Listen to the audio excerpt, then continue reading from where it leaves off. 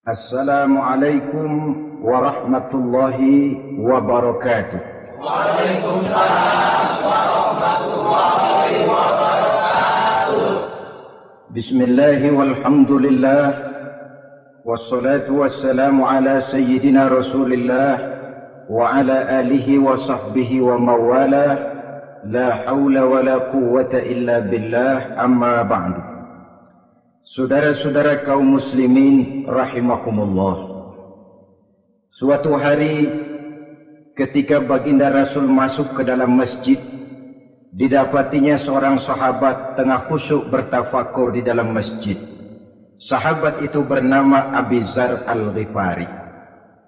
Dihampiri beliau oleh baginda Rasul, kemudian ditanya, "Hai Abi Dzar, begitu khusyuk dan tafakur engkau di dalam masjid, gerangan apa permohonanmu kepada Allah di tempat yang suci ini?"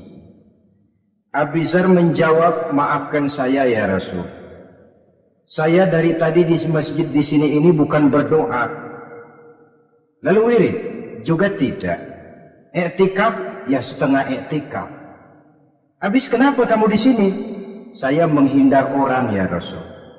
"Menghindar orang kenapa?" "Terlalu banyak datang orang ke rumah saya nagih hutang. Saya jadi bingung mau pergi kemana. Akhirnya saya pikir tempat yang netral, yang kira-kira orang nggak datang nagih, ya ke masjid di sini. Maka saya lalu ngetem di sini. Model ke masjid bukannya wirid zikir, takut diuber-uber hutang." Baginda Rasul senyum, lalu beliau berkata, "Hai Abi Dzar, maukah engkau aku ajarkan satu doa yang kalau kamu amalkan Allah akan bebaskan hatimu dari perasaan dililit hutang." Bukan dibebasin hutangnya, dibebasin dari perasaan dililit oleh hutang. Kalau ada doa yang kalau dibaca hutang jadi lunas ya enak. Jadi ini jangan keliru saudara-saudara. Kalau diamalkan hati bebas dari perasaan dililit oleh hutang. Mau ya Rasul? Lalu diajarkanlah doa itu, Allahumma inni a'udzubika minal hammi wal hazan wa minal ajzi wal kasal wa minal jubni wal bukhl wa min ghalabatid dain wa qahrir rijal. Ma'asyiral muslimin rahimakumullah. Banyak di antara kita yang kalau diajarkan satu doa lalu tidak mengukur diri antara doa itu dengan pribadi kita. Padahal syarat di antara kabulnya doa sejak dari adab berdoa sudah diajarkan. Berdoa itu yang baik, bersih tempatnya, bersih pakaiannya, menghadap ke arah kiblat, menengadahkan kedua belah tangan dengan khusyuk dan tawadhu, dengan serius dan penuh keyakinan bahwa doa akan dikabulkan oleh Allah. Sebab Allah dalam hadis qudsi menyatakan, "Ana inda zanni abdi bi." Aku sih, kata Allah, bagaimana sangka hambaku kepadaku saja. Kalau dia sangka baik, aku baik. Kalau dia sangka tidak baik, aku juga tidak baik. Bagaimana sangka hambaku? Jadi kalau kita berdoa sementara hati kita dalam batin ngomong, jangan-jangan doa gua nggak diterima nih. Enggak. Kenapa? Hatinya sudah begitu. Innallaha la yaqbalu du'aan min qalbin ghafilin lahin. Allah tidak akan menerima doa dari hati yang lalai terhadap doa yang dibacanya itu. Nah, di antara yang terpenting menyesuaikan doa dengan keadaan pribadi. Jadi kalau kita kerja gajinya 1 bulan 1.000, ya wajarlah berdoa minta rezeki 1.500. Wajar namanya. Yang 1.000 sudah ada modal kerja kita, yang 500 kita minta doa kepada Allah. Saudara hadirin, begitu juga doa yang diajarkan oleh baginda Nabi kepada Abi Dzar. Ini hakikatnya mengajarkan kita manusia untuk menjauhi penyakit rohani. Doa ini mengajarkan 8 macam penyakit rohani yang menjadi dinding antara kita dengan Allah. Dan penyakit rohani ini lebih bahaya daripada penyakit jasmani. Kenapa? Penyakit rohani tidak menyebabkan orang masuk neraka. Nah, maaf. Penyakit jasmani tidak menyebabkan orang masuk neraka. Yang menyebabkan orang masuk neraka adalah penyakit rohani. Di akhirat itu nanti tidak ada penduduk neraka ditanya, "Mas, sampean kenapa masuk neraka?" "Ano Pak, saya di dunia dulu korengan."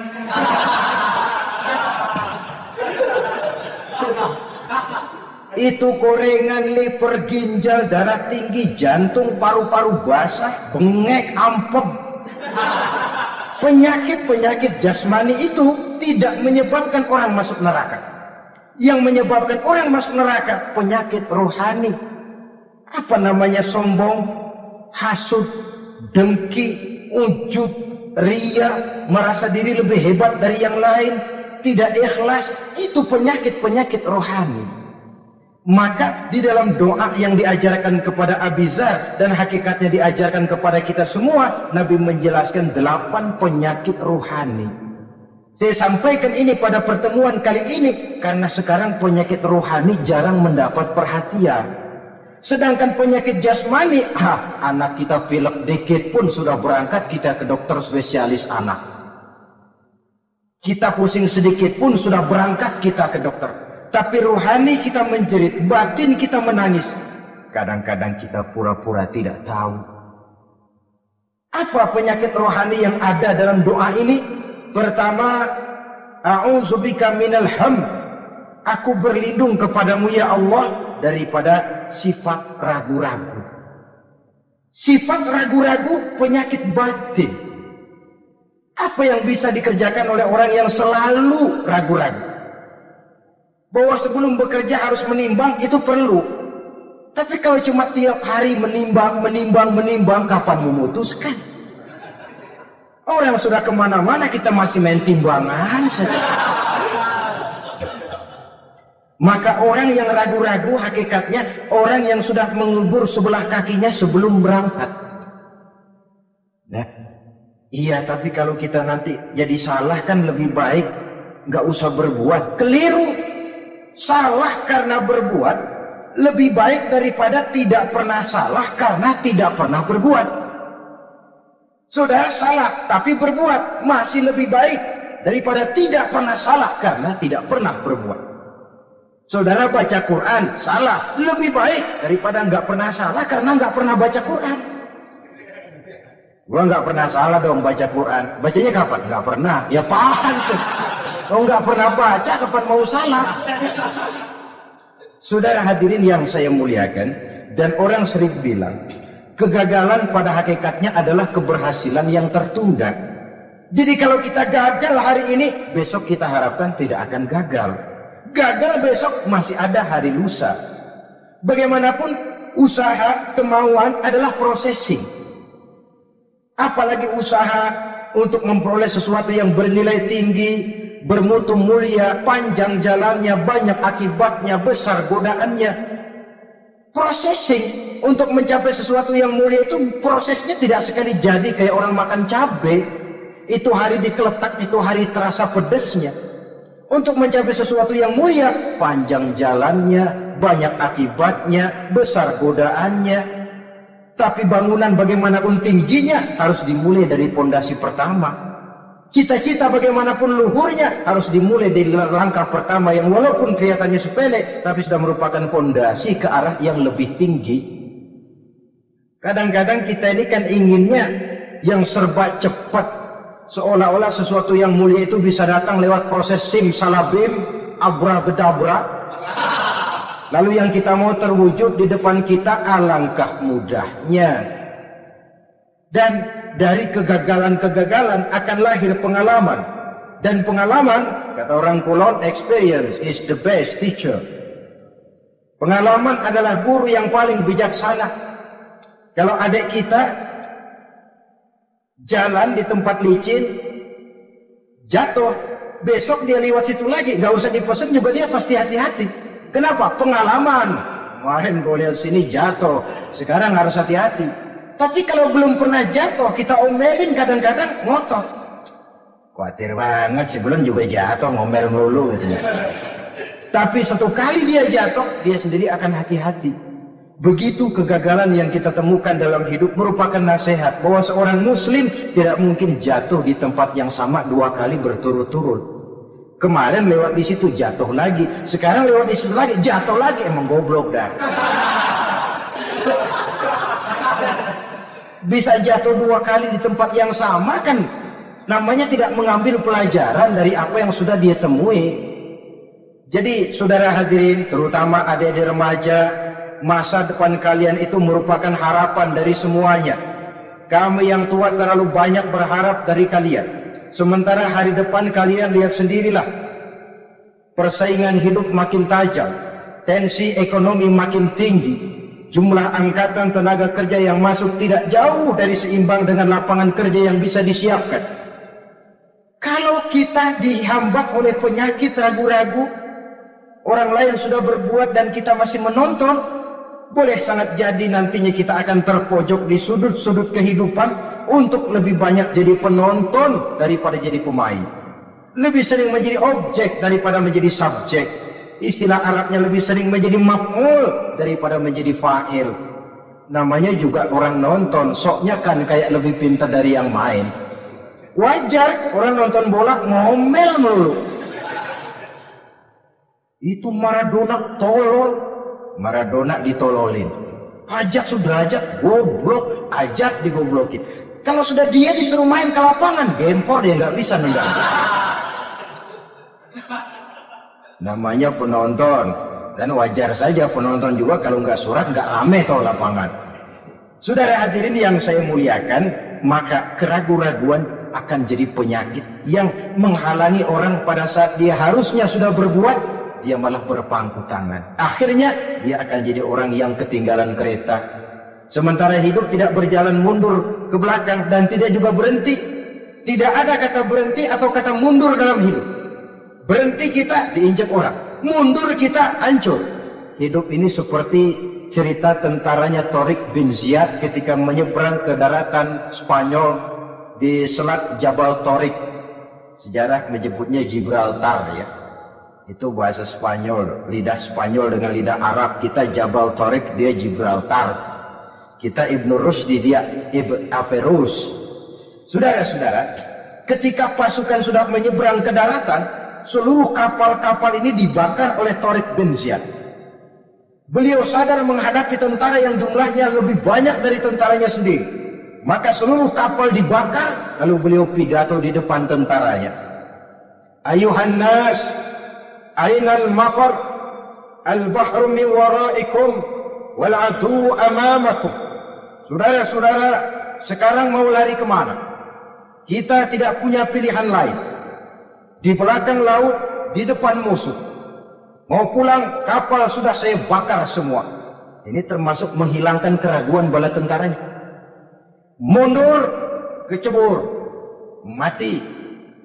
Maju menghadapi musuh yang jumlahnya jauh lebih banyak, resikonya juga mati. Namun mati maju, mati syahid. Mati mundur, kecebur, mati konyol. Pilih. Ya tentu tidak ada pilihan lain. Menghilangkan keraguan di kalangan tentaranya. Juga menghadapi kehidupan ini. Menimbang adalah perlu, tapi berbuat lebih perlu lagi. Jangan takut salah, karena salah berbuat lebih baik daripada tidak pernah salah, karena tidak pernah berbuat. Kesalahan pada akhirnya akan mendidik kita untuk tidak salah lagi pada masa-masa yang akan datang. Ini penyakit pertama. Penyakit yang kedua, al-hazan. Penyakit duka cita. Manusia itu egonya terlalu besar. Kalau dia kehilangan sesuatu yang dia tidak senangi, atau menemukan sesuatu yang tidak dia harapkan, dia bersedih. Kesedihan itu timbul sebenarnya karena egonya. Bapaknya meninggal, dia sedih. Sebenarnya kesedihannya bukan karena matinya bapaknya, tapi kesedihannya karena dia tidak punya orang tua lagi. Dianya itu yang dia tangisi, akunya. Perkara bapaknya mati sih, memang semua yang hidup mesti mati. Tapi dia nggak punya bapak, itu yang lebih dia sedih. Akunya, egonya manusia. Seorang perempuan yang ditinggal mati oleh suaminya, dia menangis. Bukan karena suaminya yang mati, tapi karena dirinya tidak bersuami. Dirinya yang lebih banyak dia tangis. Ehoknya yang lebih banyak jarak.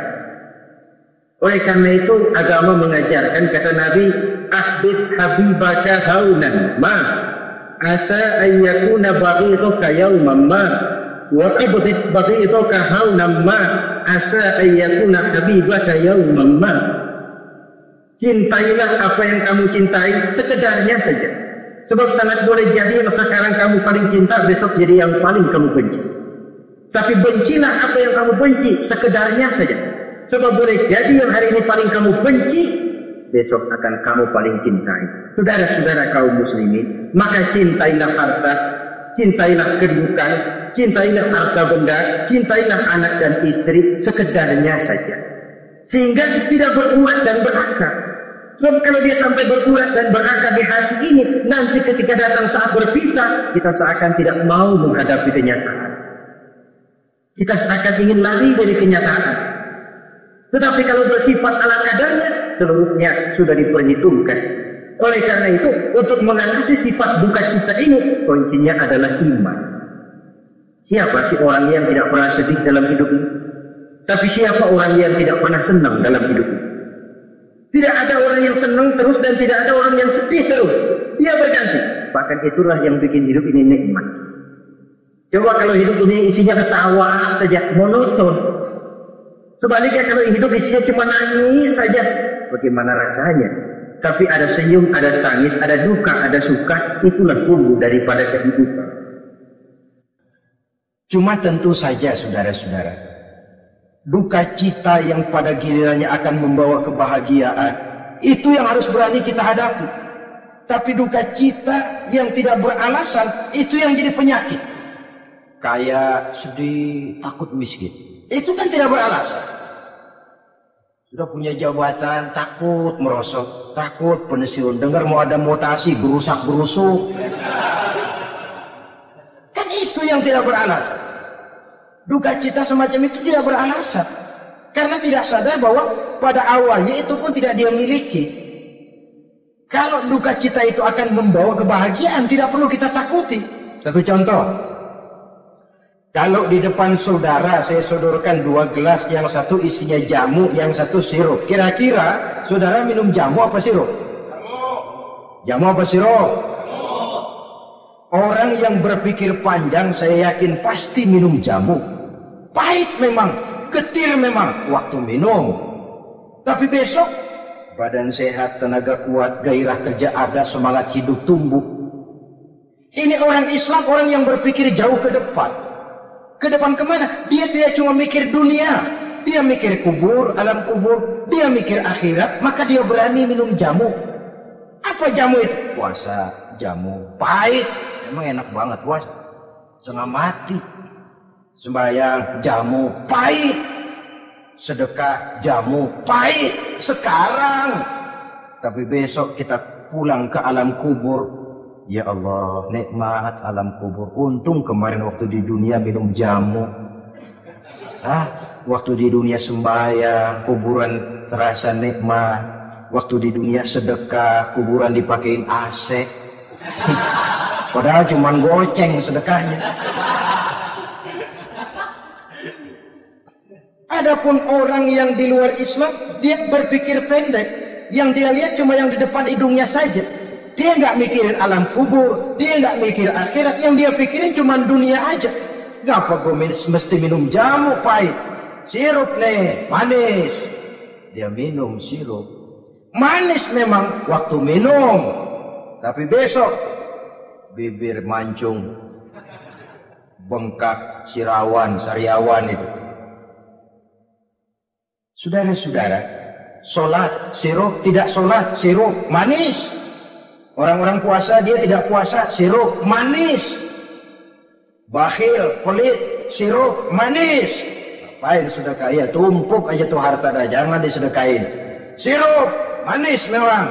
Besok dia pulang ke alam kubur, baru terasa bibirnya pada bengkak. Baru timbul, gua nyesel banget minum sirup kemarin. Jadi saya katakan kuncinya adalah iman. Berangkat dari surah Ali Imran ayat 139, Allah berpesan, wala tahinu wala tahzanu wa antumul a'launa in kuntum mu'minin. Kamu tidak perlu gundah gulana, kamu tidak perlu duka cita dan sedih hati. Kamu sesungguhnya adalah tinggi jikalau kamu benar-benar beriman. Jadi dengan iman, duka cita yang tidak beralasan tidak perlu ada.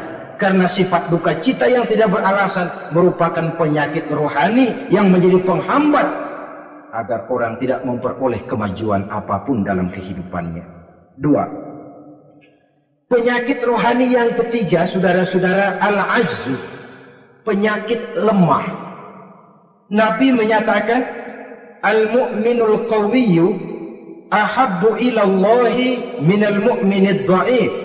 Orang mukmin yang kuat lebih dicintai Allah daripada orang mukmin yang lemah. Sifat lemah tidak disukai oleh agama dan merupakan penyakit batin. Bukan lemah lembut, lemah. Lemah apa? Ya segala lemah. Lemah ekonomi. Agama mengajarkan kadal fakru ayyakuna kufran. Kemiskinan bisa membawa orang kepada kekufuran. Apalagi lemah pendidikan, dalam arti terbelakang, ketinggalan oleh orang-orang lain. Dan yang paling celaka, lemah iman. Saudara-saudara hadirin yang saya muliakan, imannya lemah. Tidak punya ghirah, tidak punya rasa cemburu terhadap agamanya. Kalau anak gadisnya diusik orang, marahnya 7 lapis langit. Kalau keluarganya diusik orang, bukan main, ngundang orang lain, menyerbu. Itu orang yang coba-coba ngusik. Tapi agamanya dihina orang, agamanya diinjak-injak orang. Sedikit pun dia tidak punya rasa cemburu, sedikit pun tidak ada rasa sedih. Agama saya ini mau dibawa kemana? Islam ini mau dikubur kemana? Lemah iman semacam itu yang kita rasakan sekarang ini. Sekarang ini orang marah kalau hartanya diusik. Orang marah kalau anak istrinya diusik. Orang marah kalau temannya diganggu. Tapi giliran agamanya diganggu, agamanya diusik, agamanya dihina. Tenang-tenang saja, Wah. Tidak ada itu gairah. Tidak ada itu rasa cemburu terhadap agama. Kaum muslimin yang saya muliakan, lemah iman semacam ini yang sangat membahayakan untuk kelangsungan kehidupan beragama. Di zaman Khalifah Umar bin Abdul Aziz, dalam satu pertempuran melawan orang-orang kafir, tentaranya mengalami kekalahan. Karena kalah, banyak yang ditahan jadi tawanan orang kafir, termasuk 3 orang ofisir setingkat komandan dan beberapa puluh prajurit ditahan di negara kafir ini. Terhadap tahanan-tahanan Islam ini, Raja Kafir musyawarah sama para menterinya, terutama Perdana Menteri. Tuan Perdana Menteri, kata Raja Kafir, bagaimana? Ini tahanan-tahanan Islam yang enak kita apain? Ya terserah Tuan Raja. Kita bunuh saja supaya habis urusan. Ya terserah Tuan Raja. Tapi saya pikir-pikir, soal bunuh sih gampang. Cuma apa tidak lebih baik kalau mereka kita bujuk saja supaya ikut ke dalam agama kita, meninggalkan Islam agamanya, meninggalkan Khalifah Umar bin Abdul Aziz sebagai pemimpinnya. Itu namanya kita sudah berprinsip senjata makan tuan. Nanti kita pasang mereka untuk menghantam orang Islam sendiri. Pikir aja betul juga Perdana Menteri. Iya, bujuk saja mereka. Caranya bagaimana? Adili saja di pengadilan secara terbuka supaya jatuh mentalnya, dia mau keluar dari Islam, ikut ke dalam agama kita. Baik, diadili secara terbuka. Yang hadirin langsung Raja Kafir, dihadiri oleh banyak tentara-tentara kafir. Yang mula-mula diadilin 3 orang komandan ini. Ofisir pertama maju ke depan. Maju komandan pertama. Ofisir, saya Tuan Raja. Kamu tahu siapa kamu sekarang? Saya tahu, saya tahanan. Ya, soal tahanan bisa diatur kan? Bisa diatur bagaimana Tuan Raja?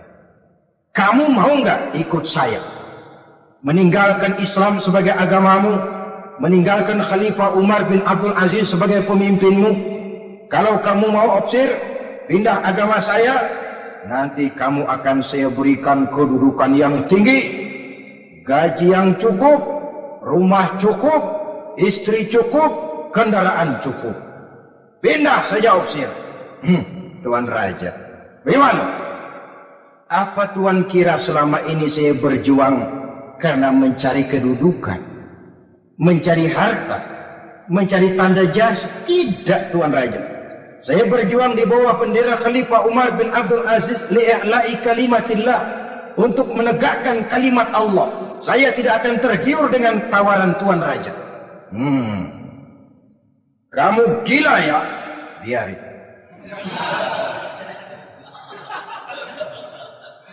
Kamu berani dari kemarin. Opsir, kalau kamu tetap dengan pendirian kamu akan saya bunuh. Silahkan Tuan Raja. Lebih baik nyawa terpisah dari badan, asal iman jangan berpisah dari hati. Gila ini. Biarin. Bunuh. Datang Al-Gojo, dipancung kepalanya, putus lehernya dengan badannya pisah. Jatuh kepala itu ngegelinting ke bawah, muter kepala itu kayak orang tawaf sambil ngaji baca Quran. Tinggal kepalanya saja, bisa dengan badan masih sempat ngaji. Sampai Raja Kafir bingung, minggir, ini ada kepala ngaji.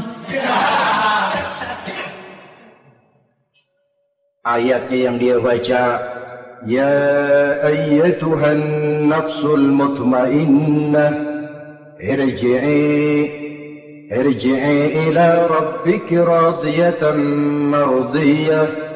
Wahai jiwa yang tenang, kembalilah kamu menghadap Allah dengan ridho dan diridhoi.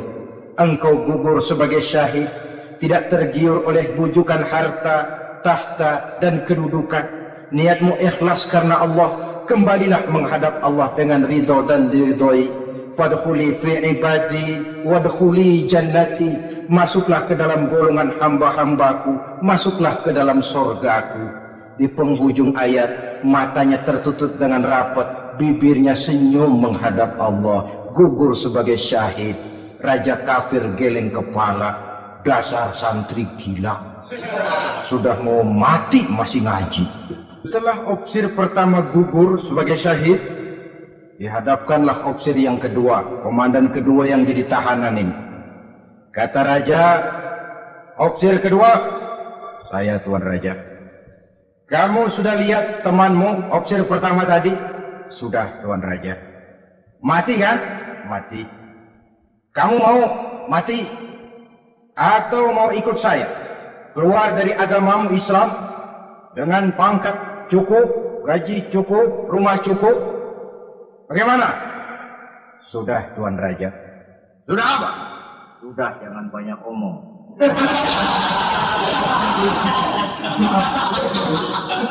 Maksud kamu bagaimana? Saya sudah tidak sabar pengen nyusul teman saya yang barusan, Tuan Raja.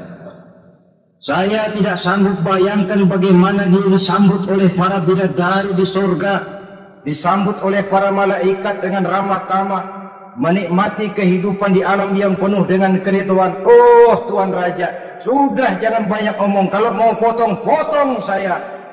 Kata Raja, ini gilaan lagi dari yang tadi. Yang tadi masih bisa diajak berunding, ini sudah minta dipotong. Ayo Al-Gojo, potong. Dipotong lagi oleh Al-Gojo, putus lagi, berpisah kepala dengan badannya, jatuh ke bawah, masih muter kepalanya kayak orang tawaf, ngaji lagi. Ayatnya yang dia baca, wujuhu yawma izin nadhirah, wujuhu yawma izin nadhirah, ila rabbiha nazirah. Wajah mereka pada hari itu berseri-seri, kepada Tuhannya mereka memandang, matanya terpejam dengan rapat, bibirnya senyum menghadap Allah. Syahid lagi yang ketiga ini. Nah, kata raja, sekarang komandan opsir yang ketiga, panggil.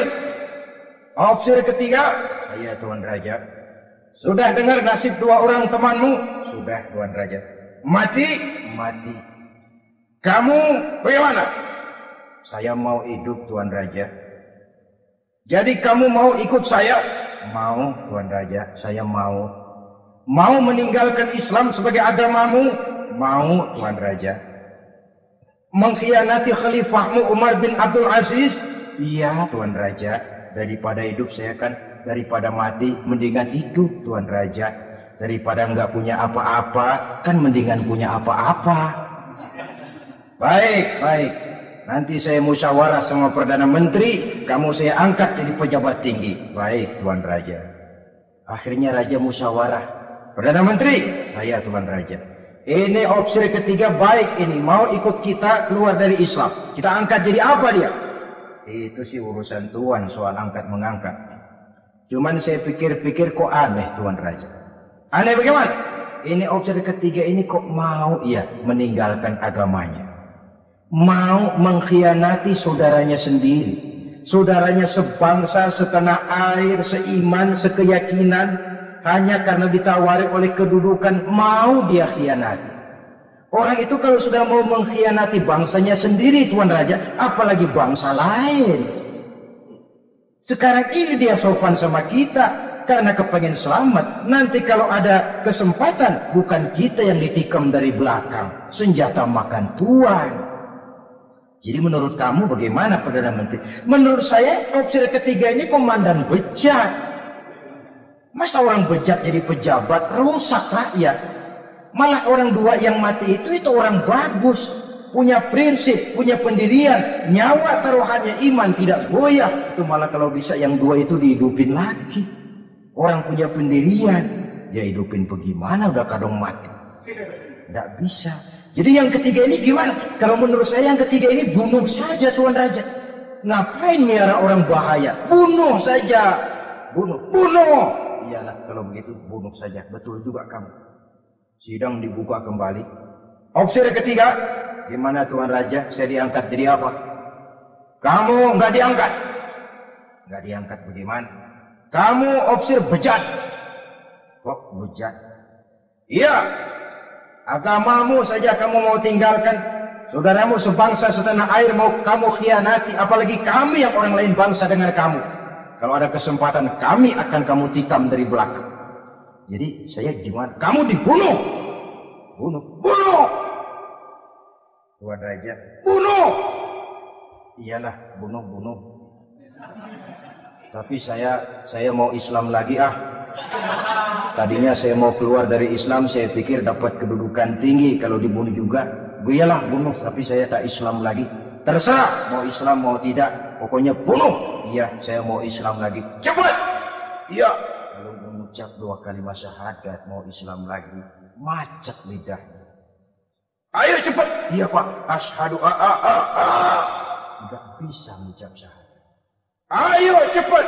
Iya Pak. Asyhadu Enggak bisa.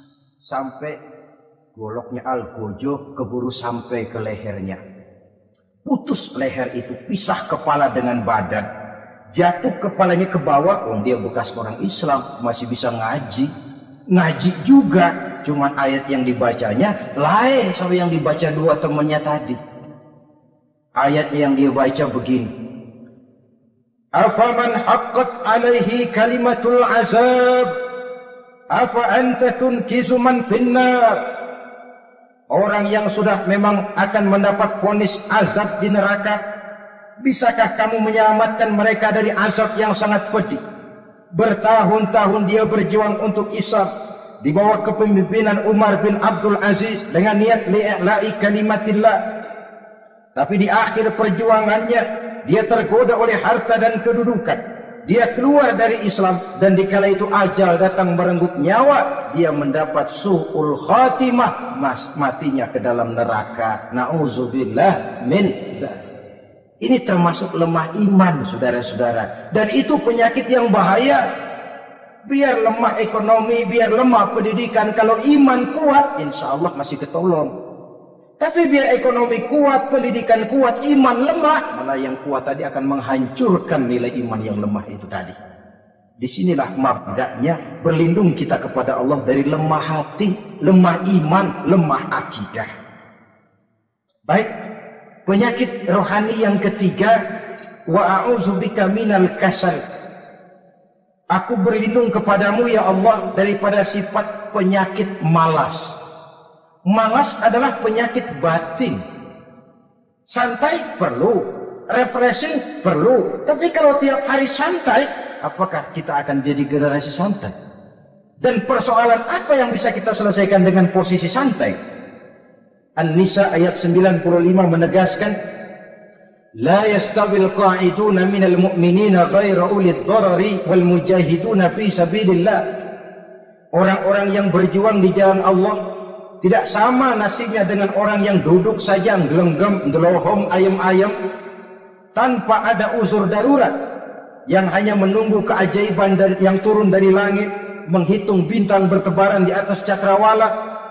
Tidak akan sama orang yang berjuang di jalan Allah dengan yang duduk ndelohom, ayam-ayam, gelenggam, menikmati apa yang ada tanpa berpikir meningkatkannya ke arah yang lebih baik.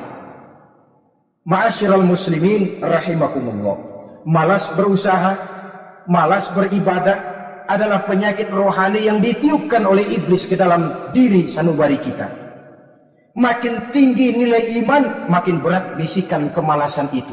Namun kalau kita bentengi dengan bahwa malas kita hari ini akan membawa penyesalan bukan besok, bukan lusa, bukan minggu depan, bukan pula bulan depan, tapi barangkali tahun depan, 5-10 tahun yang akan datang, untuk masa depan yang lebih depan di alam kubur, di alam akhirat. Akibat penyesalan di dunia akan terasa di sana nantinya. Allah telah memberikan hidup. Dalam hidup kita diberikan energi, daya dan kekuatan. Manfaatkan daya dan kekuatan itu untuk berusaha dan bekerja. Allah tidak suka kepada orang yang bermalas, berpangku bangku tangan, menunggu keajaiban dari langit sambil berleha-leha. Allah suka kepada orang yang bekerja keras, karena seluruh rasul bekerja keras, seluruh para nabi bekerja keras. Saudara-saudara, hanya istana yang ditegakkan dalam khayalan saja yang bisa dijangkau dengan bermalas dan bersantai-santai. Tapi istana dalam wujud kenyataan hanya bisa dicapai dengan kerja keras dan semangat menghadapi kehidupan. Yang kelima, wa a'udzubika minal jubn. Kami berlindung kepadamu ya Allah daripada sifat takut. Saudara-saudara, setiap orang terlahir membawa fitrah. Fitrah itu juga bisa berupa sifat. Tiap orang punya sifat takut, tiap orang punya sifat berani. Lingkungan, pendidikan, pergaulan menumbuhkan mana yang lebih subur. Kalau takutnya lebih subur, dia akan jadi penakut.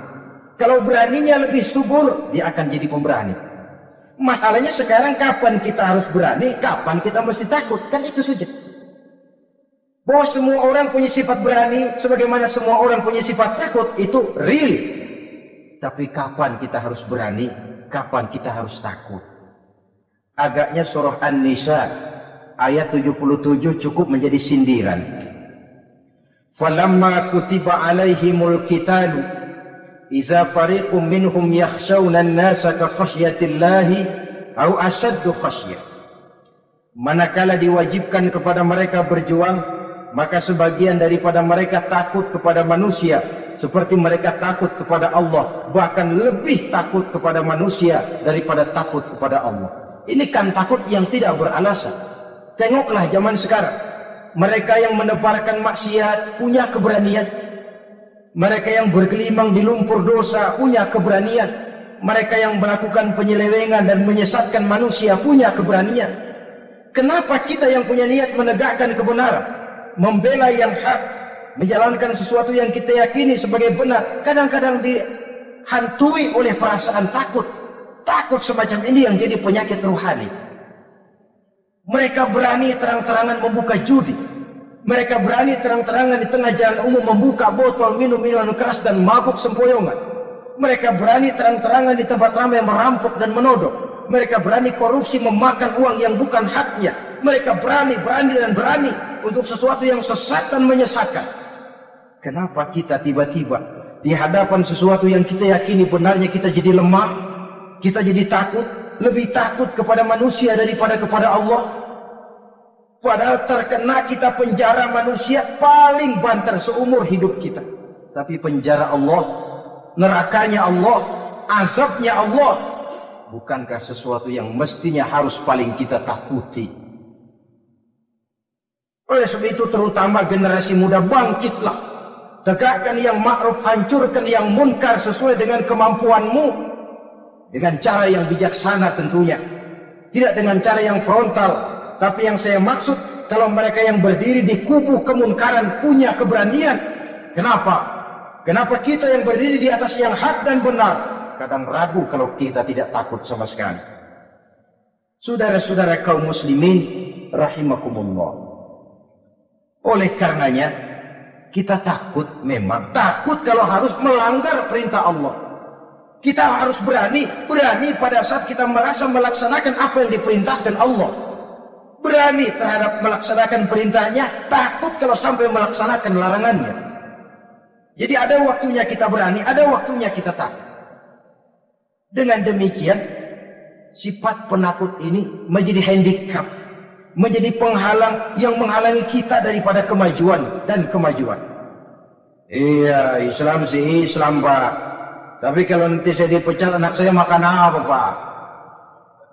Islam sih Islam, Pak. Tapi ini resikonya, Pak. Bukankah Nabi sendiri pernah memang memperingatkan, sayati ala ummati zamanun al-qabidu ala dinihi kal-qabid ala al-jamrah. Akan datang satu masa di tengah umatku di mana pada masa itu orang yang konsekuen dan teguh memegang agama seperti memegang bara di tangan. Dipegang tangan terbakar, dibuang bara terlepas. Konsekuen megang Islam, resikonya berat. Melepaskan dan masa bodoh terhadap Islam bertentangan dengan batin. Dikala itu beruntunglah orang-orang yang teguh dan kuat memegang agamanya. Ma'asyiral muslimin rahimakumullah, hanya sifat berani yang menyebabkan Islam berhasil menembus dinding Jazirah Arabia, memasuki Bizantium dan Persia, mendarat di Spanyol, memasuki Selat Jabal Tariq, pada gilirannya mewarnai hampir 2/3 belahan bumi, menjadi mercusuar di lapangan ilmu dan peradaban. Berani karena benar. Jadi yang saya anjurkan itu bukan berani babi. Tahu berani babi? Mau nyeruduk aja. Berani yang tanpa perhitungan itu berani babi namanya, nyeruduk aja. Ya kalau kelempengan yang diseruduk tahu empuk. Tapi kalau yang diseruduk mesin giling kan bongkar kepala. Jadi bukan berani yang tanpa perhitungan, berani yang dengan taktik dan strategi. Sebab keberanian tanpa perhitungan akan menyebabkan kita menjadi orang yang ngawur. Dalam istilah sosial dinamakan trial and error, spekulasi namanya. Dan itu harus pulang kepada diri kita. Keberanian tidak bisa dipompakan, keberanian tidak bisa dicangkokkan, harus bermuara dari kita. Contoh saja, ketika Nabi dan Abu Bakar di Gua Sur, Quraisy kafir yang ngejar sampai di situ, kalau mereka nengok ke bawah, Nabi akan kelihatan. Abu Bakar sedikit grogi, Nabi tampil dengan mantap, la takhaf wa la tahzan ya Abu Bakar, innallaha ma'ana. Abu Bakar, kamu tidak usah takut, kamu tidak usah khawatir, Allah bersama kita. Keberanian timbul karena yakin ini jalan Allah, yakin Allah pasti akan bela. Keberanian itu nggak bisa dicangkokin, nggak bisa cuma teriak, saudara-saudara jangan takut, Allah bersama kita, mulutnya. Tapi kalau hatinya juga perang, apa iya, itu sudah tertarung di kaki sendiri. Jadi memang harus ada variasinya. Ibarat pepatah, tukang joget yang baik ngerti irama gendang. Kalau kita terlalu keras, gampang dipatahin orang. Kalau kita terlalu lemah, diinjak terus. Mestinya tahu kapan mesti keras, tahu kapan mesti lemah lembut. Saudara hadirin yang saya muliakan, baiklah ya, itu penyakit yang kelima. Penyakit yang keenam, wa a'udzubika minal bukhl. Kami berlindung kepadamu ya Allah daripada sifat bukhl, pelit bin kikir alias medit. Ini penyakit rohani. Kenapa sih orang bisa kikir? Karena dia tidak sadar. Pokoknya duit saya ya keringat saya. Dia tidak sadar bahwa itu amanah. Dia tidak sadar bahwa dia kadang-kadang diberikan kehormatan oleh Allah untuk menjadi keran yang menyampaikan rezeki kepada orang lain. Rezeki dia cuma lewat tangan saya. Orang bakhil nggak punya pikiran begitu. Yang ada yang di kantong saya, keringat saya, sama orang lain kagak ada urusan. Kalau dia sadar, rezeki saya cuma lewat tangan, rezeki dia cuma lewat tangan saya. Dia berfungsi sebagai keran, rasa bakhil itu tidak perlu ada. Yang kedua, orang bisa bakhil karena jama'a mala wa addada. Suka ngumpul-ngumpulnya harta lalu ngitung-ngitung. Ngitung. Orang kalau terlalu ngitung kan yang ada kurang melulu. Kebangetan ngitung melulu. Aduh, 10.000. Kalau 15.000 aja enak ngaturnya. Dapat 15.000, tanggung dikit lagi. Kalau 20 aja cukup dah nih. Yang nggak pernah cukup sesungguhnya. Jama'a malan wa addada. Kalau sudah kesina, dia akan sampai kepada yahsabu anna malahu akhlada. Dia akan menyangka bahwa harta itulah yang bisa mengekalkan dia. Ya mengekalkan kebahagiaannya, ya mengekalkan keluarganya, ya mengekalkan umurnya, ya mengekalkan kehidupannya sampai kepada tahapan keliru. Kalau sudah begitu, berat pisah sama harta. Duitnya 100.000, hilang 1.000. Yang hilang doang tuh yang dia pikirin. Yang masih ada yang 99.000 dia nggak ingat. Waduh, mati gua. Ngapa? Duit 1.000 hilang, mati gua. Mati. Padahal yang ada ketimbang yang hilang masih lebih banyak yang ada. Hilang itu yang 99, yang 1.000 yang dia ingat. Hilang 1.000, mati gue udah, mati gitu.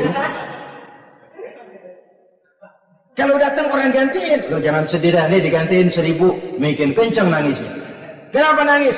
Kenapa makin nangis? Coba yang tadi nggak hilang jadi 2.000 kan. Ingat yang tadi hilang. Kapan syukurnya kalau sudah jama'a malan wa addada? Prosesnya akan sampai kepada yahsabu anna malahu akhlada. Memang harta itu bisa mengekalkan kita. Kapan? Kalau dia kita belanjakan di jalan Allah. Itu harta yang mengekalkan kebahagiaan. Kita berikan dia kepada yatim piatu. Kita berikan dia memperbaiki jalanan umum. Kita berikan dia membangun puskesmas. Kita berikan dia membangun masjid, pondok-pondok pesantren, memakmurkan majelis-majelis taklim. Itu harta yang mengekalkan kita. Adapun yang kita belikan, ya belikan pakaian pangkatnya toko. Bagus benar sekarang. 4-5 tahun yang akan datang, lari ke dapur. Bukan dibersihin, ngebersihin. Makanan yang paling enaknya waktu di tenggorokan.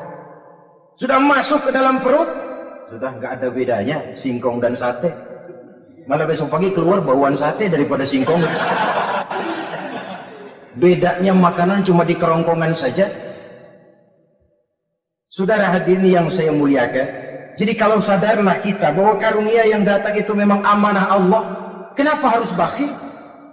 Bahwa rezeki orang harus lewat tangan kita, kenapa harus mengelah? Tidak ada orang jatuh miskin karena dia dermawan. Tidak ada orang jadi susah karena banyak menolong orang. Karena mungkin keberkahannya yang penting itu. Dia menolong orang, orang tidak bisa membalas, tapi Allah membukakan jalan lewat jalan lain yang tidak dia perkirakan sebelumnya. Ma'asyiral muslimin, apalagi kalau orang itu adalah orang yang dekat dengan kita. Maksud saya ibu bapak kita. Oh, itu balasannya paling kontan. Berbuat baik kepada ibu, berbuat baik kepada bapak. Ada rezeki sedikit, belikan makanan yang disenangi orang tua kita. Pak, ibu, alhamdulillah ada rezeki, ini makanan kesukaan bapak, ibu. Menurut kita sederhana, sepele, Allah akan balas, dan itu paling kontan lewat jalan yang tidak kita sangka-sangka. Ibu bapak, yatim piatu terutama juga. Saudara kaum muslimin rahimakumullah. Oleh karenanya, sekali lagi tidak ada orang jadi kaya karena dia kikir, pelit. Kenapa sih tuh orang jadi miliuner? Oh, dia dari muda pelit banget. Tidak ada. Dan tidak ada orang jatuh bangkrut karena rajin sedekah. Kata Nabi, inna shadaqatal mar'il muslim tazidu fil umri wa tadfa'u mitata su'i. Sesungguhnya sedekahnya seorang muslim bisa menambah panjang umur dan menyelamatkan orang dari mati secara su'ul khatimah.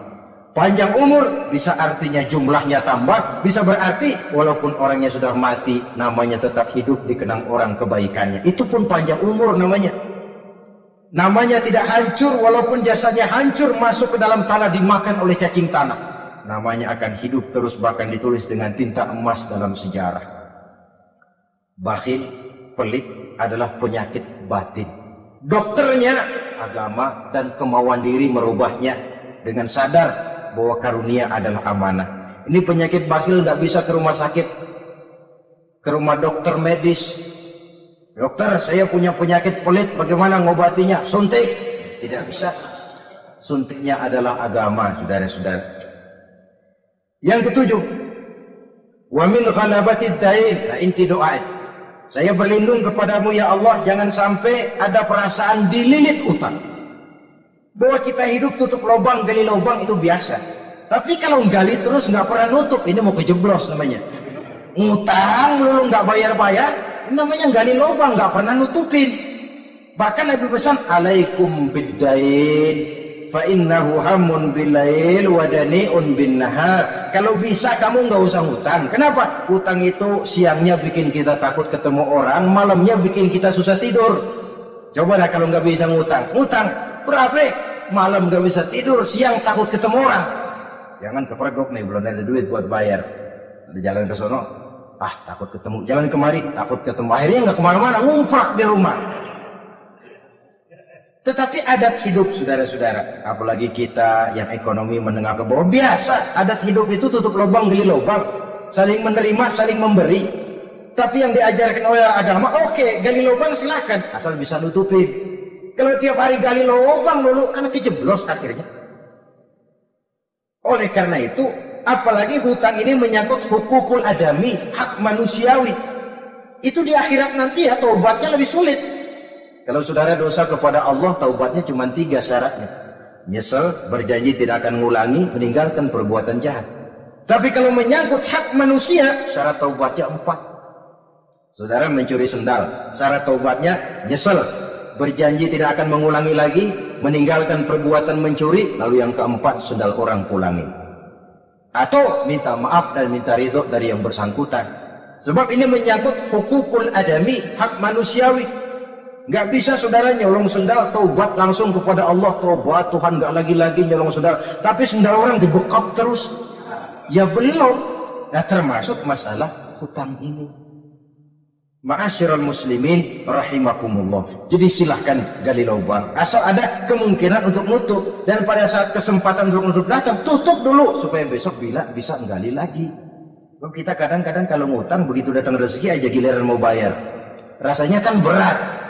Masih ada keperluan lain. Datang yang lagi, anu aja dah bang, tar.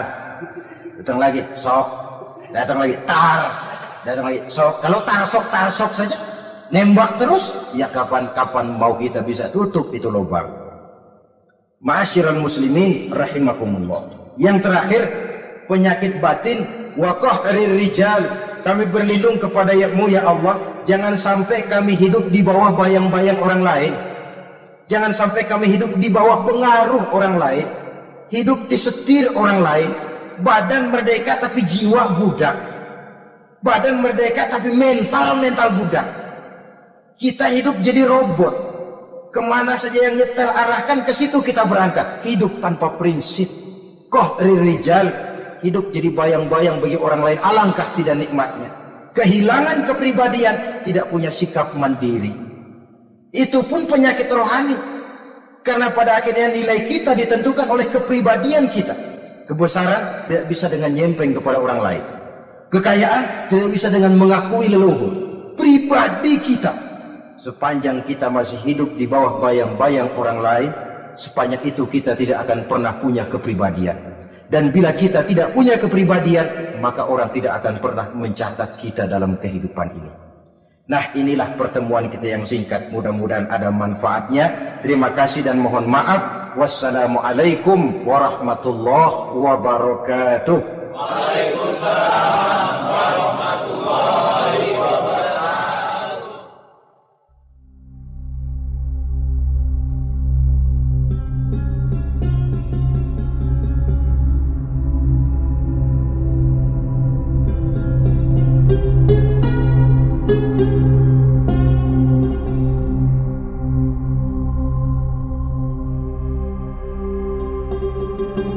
Thank you.